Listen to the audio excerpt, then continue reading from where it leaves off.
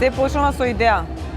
Кога таа идеја, бидејќи временски интервал за една идеја да созре не постои, се проточува во скица, тие брзи скици ги правам, ги разработувам, а клинците и конците понатаму, како и стаклата сега што ги потребувам, се само начин на кој што на тие скици им давам живот, односно полното и празното ги исполнувам со тие елементи.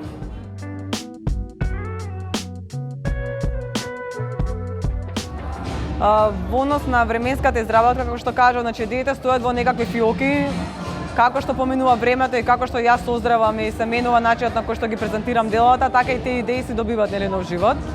А самото дело за изработка, техничка изработка, до сега немало делот кој што помалку сум го работело 30 работни часа. Значи зборувам стрикно работа. И многу повеќе, зависи од комплексноста на делото, начинот на кој што сакам да го презентирам.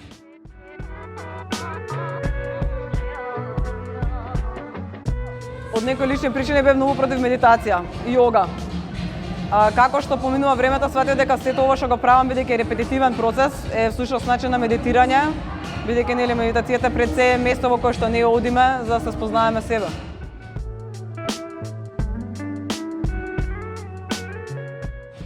Прво ми е многу драго што оставаат интензивен впечаток. Мислам дека заради длабочината и презентацијата на темното и на светлото. Затоа што во дводимензионалниот простор ги немаме тие елементи, а во тродимензионалниот веќе можеме и категоријата на време понатаму да ја вметнеме за да може сето тоа да се развива.